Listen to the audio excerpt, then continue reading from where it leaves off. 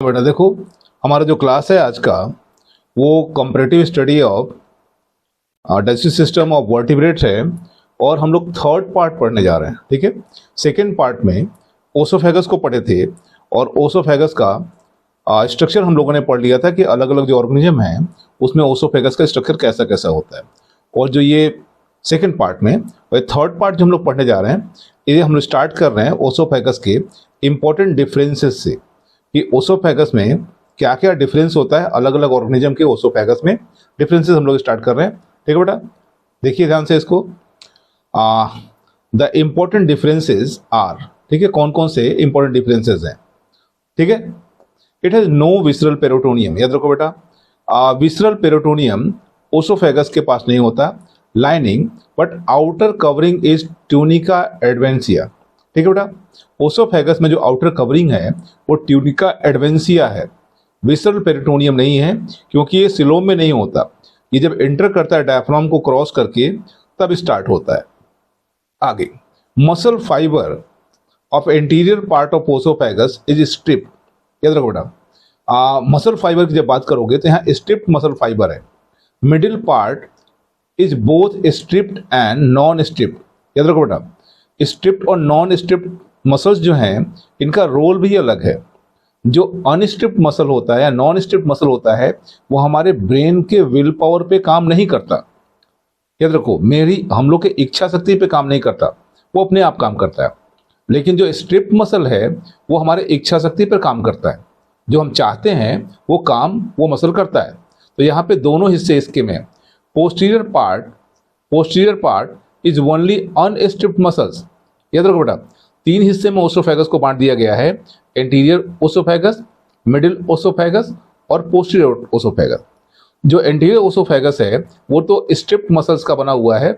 इसका मतलब उस हिस्से में जब हम लोग खाने को निगलते हैं, ठीक है, सो ओसोफेगस को ग्रासनली कहते हैं, निगलने में हेल्प कर रहा है हमारे विल पावर के हिसाब से। लेकिन जो सेकंड हिस्सा है उसमें क्या है, स्ट्रिप्ड और नॉन स्ट्रिप्ड दोनों मसल्स हैं। लेकिन जब थर्ड पार्ट में जाएंगे ओसोफेगस के तो केवल हम लोग को नॉन स्ट्रिप्ड मसल मिलेगा, स्ट्रिप्ड नहीं मिलेगा। आगे, but ruminants all along their oesophagus have striped and voluntary muscles, याद रखो बेटा। अगर हम लोग गाय भैंसों की बात कर रहे हैं, रूमिनेंट्स की बात कर रहे हैं, कैटल्स की बात कर रहे हैं, तो उसमें क्या है, उसमें पूरा का पूरा जो ओसोफेगस है वो वॉलंटरी मसल का बना हुआ है, स्ट्रिप्ड मसल का बना हुआ है। यही कारण है कि वो अपने खाने को जब चबा रहे होते हैं तो वापस अपने बकल कैविटी में लेके चले आते हैं और जुगाली करते रहते हैं। आगे, internal mucosa lining is stratified squamous epithelium. इनका जो इंटरनल स्क्वेमस लाइनिंग होगा वो स्ट्रेटिफाइड एपिथेलियल सेल्स का बना होगा बेटा। आगे बढ़ रहे हैं, नेक्स्ट रीडिंग और इंपॉर्टेंट है स्टमक। ठीक है, हम लोग स्टमक को पढ़ने जा रहे हैं। स्टमक क्या है, मोस्ट फेमस स्ट्रक्चर है एलिमेंट्री कैनाल का, बचपन से इसको पढ़ते आ रहे हैं और यहाँ बैठ के हम लोग बीएससी थर्ड ईयर में इसका डिस्कस करने जा रहे हैं। ठीक है, और sac like muscular enlargement of digestive tract. Digestive tract क्या बेटा, वो तो ट्यूब है लंबा सा। ठीक है, अब जगह जगह पे ये कहीं इसका डायमीटर ज़्यादा है, कहीं डायमीटर कम है, तो डायमीटर ज़्यादा और कम जो है इसकी बात कर रहे हैं। लास्ट एनस, तो स्टमक क्या है, तो मस्कुलर इनलार्जमेंट है डाइजेस्टिव ट्रैक्ट का। किसके किसके बीच में बेटा, ओसोफेगस और इंटेस्टाइन के बीच का हिस्सा जो है उसको हम लोग स्टमक कहते हैं। ओसोफेगस और इंटेस्टाइन के बीच का जो पार्ट है वो स्टमक है। It is held in place of mesogaster, held in place by mesogaster, a part of dorsal mesentery. याद रखो बेटा, ये जो स्टमक है इसको पकड़े रहता है, इसको बांध के लटकाए रखता है कौन सा स्ट्रक्चर, तो एक मेसेंट्री है, डॉर्सल मेसेंट्री है, वो इसको बांध के रोके रखता है अपने पास, इसका नाम है mesogaster. It's serve for temporary storage हो गया एंड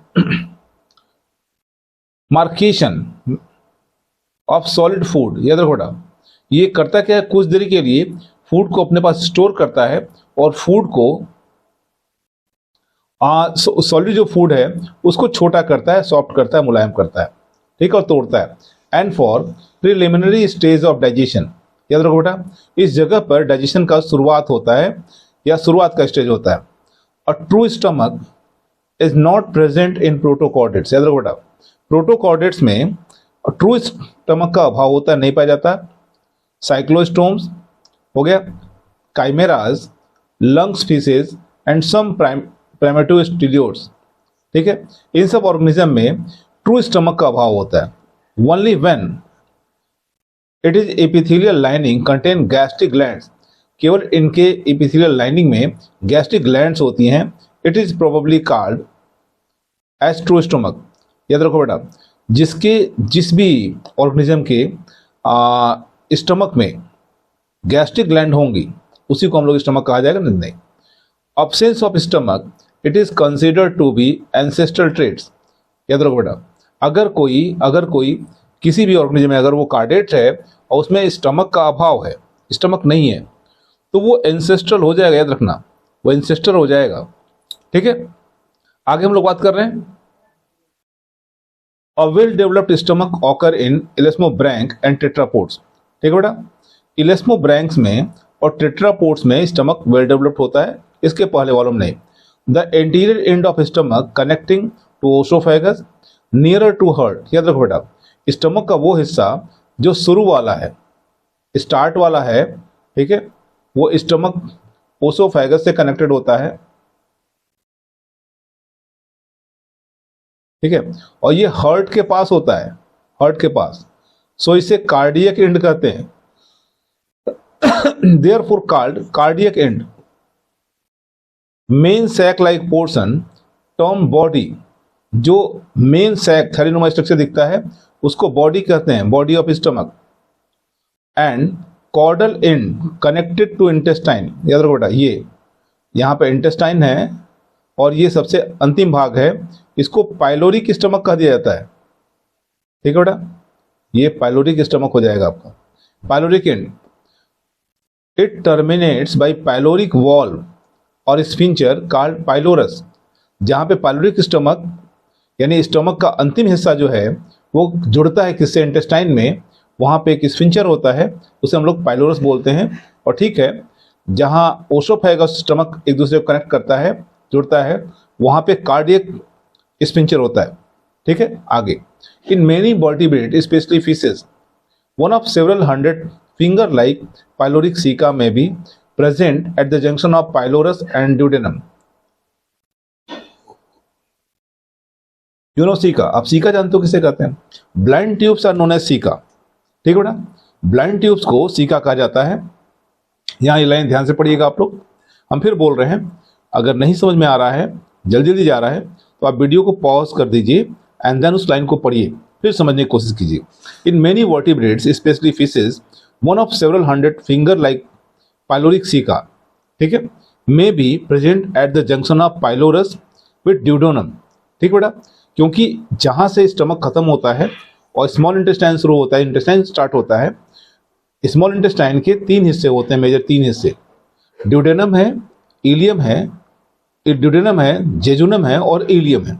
तो फर्स्ट पार्ट ऑफ इंटेस्टाइन में ड्यूडेनम, उस जगह पे आपको पाइलोरिक सीका देखने को मिल जाएगा। स्टमक इज स्ट्रेट, याद रखो बेटा, stomach is straight in vertebrates embryo. जब वर्टिब्रेट्स के एम्ब्रियो की स्टडी की जाएगी तो वहां पे स्टमक सीधा होता है। एंड मे रिमेन थॉट आउट life in lower vertebrates, throughout life in lower vertebrate, साइक्लोस्टोमेट,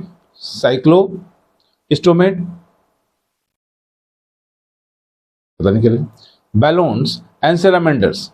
इसको कट करते हैं आगे। It is a long and spindle shape in Proteus, Necturus, snake. ये तो बेटा स्पिंडल शेप का होगा प्रोटियस में, नेक्टेरस में और स्नेक में। And many lizard with elongate and narrowed body. ठीक है बेटा, आगे। It form a wide curve tube in turtle and tortoise. जब आप टर्टल और टार्टोइज की बात करेंगे तो ये बड़ा सा होगा और कर्व होगा, मुड़ा हुआ होगा। मोस्ट ऑफन, याद रखो बेटा, most often flexures develop and producing stomach exhibit its short concave border called laser curvature and large convex a J shaped और U shaped stomach in elasmobranch, Gobius, seal and man, a result border called greater curvature। इन सब के मिलने से जो बड़ा सा एक मुड़ता है, कर्व बनता है, उसे हम लोग बोलते हैं greater curvature. Expansion of greater curvature form is so called fundus region. याद रखो बेटा, जहां पे पूरा बड़ा सा कर्वेचर है, जहां ज्यादा मुड़ रहा है स्टमक, उस हिस्से को फंडक रीजन कहते हैं। बेटा जाकर डायग्राम को देख लीजिएगा। देखिए, in Polypterus stomach appear like a blind pouch due to fusion of cardiac and pyloric limb. याद रखो बेटा, ये दोनों जब एक जगह मिलते हैं तो ये एक ब्लाइंड पाउच की तरह दिखाई देता है, जिसका दूसरा हिस्सा बंद होता है, एक हिस्से पे खुला होता है। हो गया, एलोंग लेसर कर्वेचर। आगे, in crocodile and seed eating birds. याद रखो बेटा, क्रोकोडाइल में और वो बर्ड्स जो सीड खाते हैं, जो बीज खाते हैं, उनके बारे में बात हो रहा है। Stomach is divisible into an anterior thin wall proventriculus with gastric gland followed by thick wall highly muscular gizzard and ventriculus. आगे है, the latter on latter has a tough horny lining and containing small stone pieces or pebbles called gastrolith with help in macration। याद रखो बेटा, maceration of food, food को तोड़ने में help करता है, जो हार्ड फूड है, सीड्स वगैरह जो है उसको तोड़ने में। Stomach of mammals show great modification. Mammals के स्टमक में मॉडिफिकेशन बहुत ज्यादा होता है बेटा, कई तरह का मॉडिफिकेशन देखने को मिलता है। It may be simple sac, it may be a simple sac divided into cardiac, fundic, pyloric and each region with characteristic of gastric gland. याद रखो बेटा, जो स्टमक है मैमल्स का, वो बटा हुआ है कार्डियक हिस्से में, फंडिक हिस्से में, पाइलोरिक हिस्से में, और इन हर हिस्सों के पास अलग अलग डाइजेस्टिव ग्लैंड्स हैं जो फूड को डाइजेस्ट करने के लिए एंजाइम और दूसरे चीज़ों को सिक्रेट करती हैं। अ कट चीविंग मैमल्स, याद रखो बेटा, अ कट चीविंग मैमल्स और ruminants cow stomach has 4 well developed chambers और कंपार्टमेंट्स। ये कौन कौन से चेंबर हैं?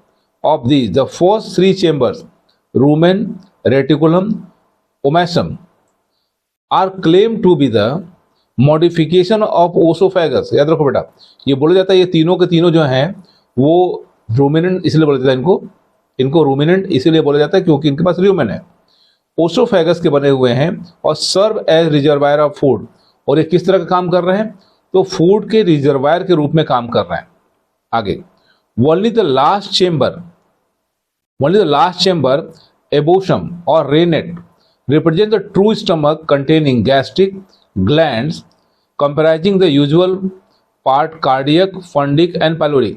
याद रखो बेटा, इनके में जो चौथा हिस्सा है उसमें ये तीनों पार्ट्स हैं स्टमक के, कार्डियक पार्ट है, फंडिक है और पाइलोरिक है। इन कैमल, अगर बात आप कैमल की करें या ओमेसम की करें, सॉरी कैमल, ओमेसम absent, याद रखो बेटा, उसमें ओमेसम नहीं होता। And the pouch-like water cell projecting into rumen and reticulum probably help in digestion, but do not serve for storage of water and generally believed। जैसा माना जाता है ना कि इसके पेट में जगह है, उसमें पानी स्टोर करता है, ऐसा कुछ होता नहीं। अब pyloric enlargement in blood sucking bats, याद रखो बेटा, जो खून पीने वाले जो बैट्स हैं, चमगादड़ हैं, उनका पाइलोरिक स्टमक जो होता है, पार्ट जो होता है, वो बड़ा हो जाता है। serve to store food, blood। A true stomach is wanting of monotrims। याद रखो बेटा, जो सत्य स्टमक है वो मोनोट्रिम में बहुत है। आगे, it is represented by a wide sac devoid of glands internally and lined throughout the stratified epithelium। ठीक है बेटा, histological stomach show 2 peculiarities। पहला लिखा है Muscularis mucosa consists of an outer longitudinal layer and inner circular muscular layer। याद रखो बेटा, muscles वाला एक म्यूकोसल लेयर है, कहाँ पे है? तो बाहर की ओर लॉन्गिट्यूडनल लेयर बना रहा है और अंदर की ओर यह म्यूकोसा मस्कुलर लेयर जो है वो सर्कुलर लेयर बना रहा है। Epithelial lining of stomach is thick and provided with simple types of glandular cells forming gastric glands. Epithelial lining यानी स्टमक का जो भीतरी लाइनिंग है इसके बारे में बात कर रहा है, और क्या बोल रहा है कि ये थिक होगा और कई सेवरल टाइप के ग्लैंड्स इसमें होंगे, यानी भीतरी जो लेयर होगी उसमें कई तरह के ग्लैंड्स होंगे, इनको हम लोग गैस्ट्रिक ग्लैंड कहते हैं। गैस्ट्रिक ग्लैंड्स आर 3 टाइप्स, ठीक है। गैस्ट्रिक ग्लैंड भी 3 तरह के हैं, cardiac gland, fundic gland and pyloric gland. Cardiac and fundic glands secrete mucus, याद रखो बेटा, ये दोनों जो ग्लैंड हैं वो म्यूकस सिक्रेट कर रहे हैं। और नेक्स्ट हेडिंग जो हम लोग की है वो स्मॉल इंटेस्टाइन है बेटा, जो नेक्स्ट हेडिंग है वो स्मॉल इंटेस्टाइन है, इसके बारे में हम लोग पढ़ने जा रहे हैं। ध्यान से देखिएगा आप लोग, most important part of alimentary canal है और फूड के डाइजेशन में इसका बहुत जबरदस्त रोल होता है, मैमल्स में, ह्यूमंस में, ठीक है। हम लोग स्टार्ट कर रहे हैं स्मॉल इंटेस्टाइन, आराम से पढ़िए इसको।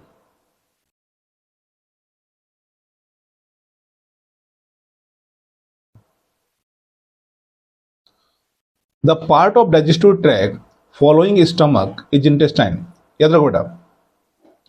और डाइजेस्टिव ट्रैक में स्टमक के बाद का जो हिस्सा है, हमारी डाइजेस्टिव ट्रैक जो है वो माउथ से स्टार्ट होता है और एनस पे खत्म होता है। ये एक पूरा रास्ता है, ट्रैक है, और इसमें स्टमक के बाद का जो हिस्सा है उसे हम लोग इंटेस्टाइन कहते हैं, in which digestion and absorption of food takes place. अब बोल सकते हो कंप्लीट डाइजेशन टेक प्लेस, यानी स्मॉल इंटेस्टाइन में फूड कंप्लीटली डाइजेस्ट हो जाता है, इसके बाद फूड का डाइजेशन नहीं होता है। Hence it is most important part of digestive tract and undergoes several modification in vertebrates। याद रखो बेटा, ये डाइजेशन के पॉइंट ऑफ व्यू से, डाइजेस्टिव ट्रैक के पॉइंट ऑफ व्यू से मोस्ट इंपॉर्टेंट पार्ट है, ठीक है, सबसे महत्वपूर्ण पार्ट है। इन साइक्लोस्टोम्स, लैम्प्रे की बात कर रहा है, इलास्मोब्रैंक की बात कर रहा है, सम प्रिमिटिव बोनी फीसेस के बारे में बात कर रहा है, स्टर्जियन की और पॉलीडॉन की, एंड ओकेजनल टेलियोट्स की। Intestine is short, straight and wide tube.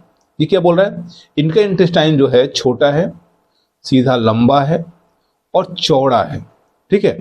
किसके किसके बारे में इसने बात किया, साइक्लोस्टोम के बारे में, इलास्मोब्रैंक के बारे में और कुछ बोनीफिसेस के बारे में, टेलियोट्स के बारे में बात कर रही है। आगे इट्स ल्यूमेन, यानी स्मॉल इंटेस्टाइन का ल्यूमेन, इंटेस्टाइन का ल्यूमेन, और ट्रिफ्लोसोल और spiral valve with compensate for short absorptive area. याद रखो बेटा, एलिमेंट्री कैनाल इंटेस्टाइन तो छोटा है, और छोटा होने के बाद भी जो डाइजेस्टेड फूड मटेरियल है उसको एब्जॉर्ब करने की जरूरत पड़ती है, इसको कंपनसेट करने के लिए, यानी एब्जॉर्प्शन ज़्यादा से ज़्यादा हो सके इसके लिए इसमें टिफ्लोसोल पाया जाता है। टिफ्लोसोल एब्जॉर्प्टिव एरिया को बढ़ा देता है और शोषण करने वाले सतह को बड़ा करने का काम करता है। सबसे पहले टिफ्लोसोल के बारे में आपको जब पढ़ाया गया होगा तो वो आपको अर्थवोम में पढ़ाया गया होगा बेटा, ठीक है। आगे बढ़ते हैं हम लोग। The vascular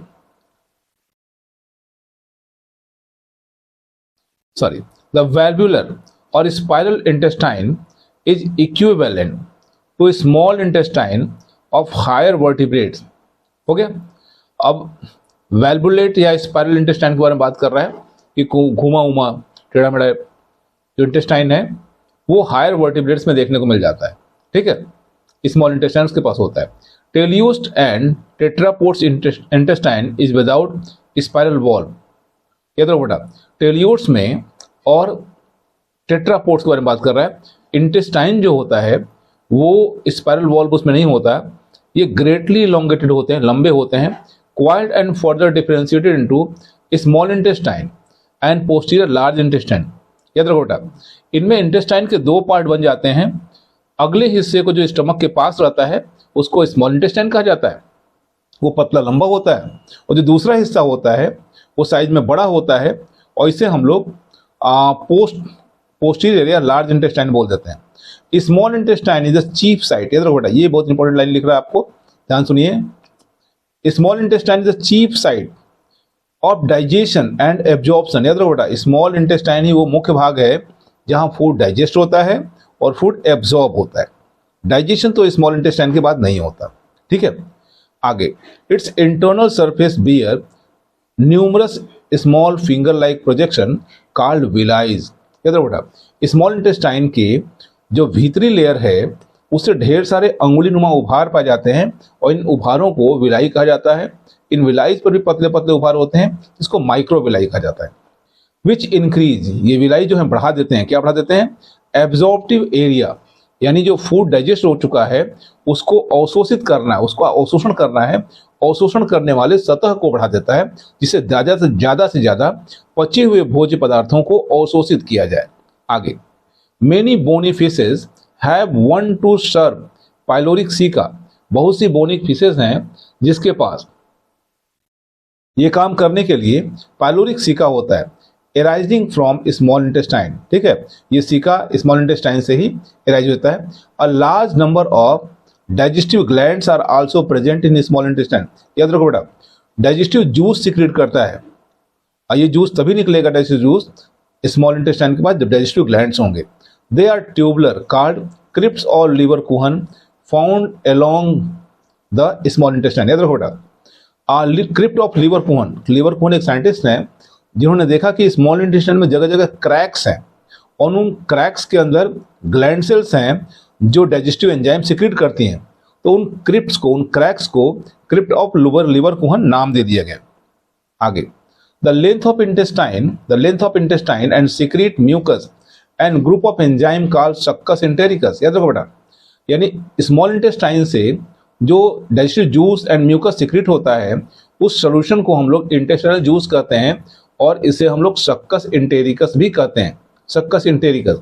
the first part of small intestine, याद रखो बेटा, हमने पहले ही बता दिया इसी वीडियो में कि स्मॉल इंटेस्टाइन के 3 पार्ट होते हैं, duodenum, jejunum and ileum. Jejunum and ileum. तो जो फर्स्ट पार्ट है स्मॉल इंटेस्टाइन का जो स्टमक से कनेक्टेड होता है उसको हम लोग ड्यूडेनम बोलते हैं, it is a short start and pyloric wall and terminates beyond the entrance of duct from pancreas into liver। याद रखो बेटा, जो ड्यूडेनम है वो स्टार्ट कहाँ से होता है, तो स्टमक का जो अंतिम हिस्सा है उसे पाइलोरिक स्टमक बोलते हैं। और जब ये पाइलोरिक स्टमक खत्म होता है वहां पे एक पाइलोरिक वॉल्व होता है, स्पिंचर होता है, वहां से ड्यूडेनम स्टार्ट होता है। और ये खत्म कहाँ से होता है, तो पैंक्रियाज टू लीवर, जो पैंक्रियाज और लीवर की डक्ट जो होती है आकर के इसमें ऐड हो जाती है, यानी ड्यूडेनम में पैंक्रियाज और लीवर की कॉमन डक्ट आकर के खुलती है। It has characteristic Brunner's gland. याद रखो बेटा, ड्यूडेनम का जो भीतरी लेयर है उसमें ब्रूनर्स ग्लैंड पाए जाते हैं। ब्रूनर्स भी एक साइंटिस्ट है। इन सब म्यूकोसा, और ये ब्रूनर्स ग्लैंड जो है वो हार्मोन सीक्रेट करते हैं बेटा, सेक्रेटिन, ओके, एंड कोलिसिस्टोकाइनिन। इनका अलग रोल है। जब हम लोग हार्मोन पढ़ेंगे, एंडोक्राइन ग्लैंड पढ़ेंगे तो ये क्लियर हो जाएगा। For stimulating pancreas and gall bladder to release their juices. याद रखो बेटा, सिक्रेटिन और कोलिसिस्टोकाइनिन का रोल क्या है, इनका काम ये है कि ये लीवर को, गॉल ब्लैडर को और पैंक्रियाज को स्टिमुलेट करें कि वो अपना सिक्रेशन यानी वो अपना जूस ड्यूडेनम में रिलीज करें। Duodenum is followed by remaining small intestine called ileum. याद रखो बेटा, ड्यूडेनम के बाद जो एलिमेंट्री कैनाल का पार्ट है उसको इलियम कहा जाता है, which is narrow and greatly elongated and much coiled. ये जो हिस्सा है, ये जो इलियम है वो पतला भी होता है, नैरो है और बहुत लंबा होता है, क्वाइल्ड होता है। इसको हम लोग इलियम बोलते हैं। Only in mammal, small intestine beyond duodenum is divided into an anterior 2/5 part। जो अगला हिस्सा है duodenum के बाद का उसको जेजुनम कहते हैं, एंड पोस्टीरियर 3/5 पार्ट जो है उसको इलियम कहते हैं। Nodules of lymphoid tissue called Peyer's patches. याद रखो बेटा, स्मॉल इंटेस्टाइन के साथ साथ बाहर लिम्फ नोड्स लगे रहते हैं, ठीक है, जिनको पियरेस पैसेज कहते हैं। और ये पियरेस पैसेज इलियम में मौजूद रहते हैं, यानी इलियम के बाहर की ओर रहेंगे। However the division is somewhat arbitrary and based on different in shape of their villi and nature of their glands involved। याद रखो बेटा, ये जो बटे हुए यानी ड्यूडेनम, जेजुनम एंड इलियम, इनका बंटवारा क्यों हुआ है, तो इनका बंटवारा इस बात पे हुआ है कि इनके जो विलाइज हैं उनके शेप अलग अलग है, इनका नेचर अलग अलग है, इनके जो ग्लैंड्स हैं, जो वॉल में जो ग्लैंड्स लगे हुए हैं उनके नेचर अलग अलग है बेटा। ठीक है, आगे हम लोग बढ़ रहे हैं। लार्ज इंटेस्टाइन, ठीक है बेटा, लार्ज इंटेस्टाइन, और लार्ज इंटेस्टाइन का जो वीडियो होगा वो नेक्स्ट में जाएगा। ठीक है, यानी हम लोग आज का क्लास जो है वो ऑफ करेंगे कहाँ तक, तो हम लोग का आज का क्लास जो खत्म होगा वो स्मॉल इंटेस्टाइन तक ही समाप्त हो जाएगा। ठीक बेटा, डन।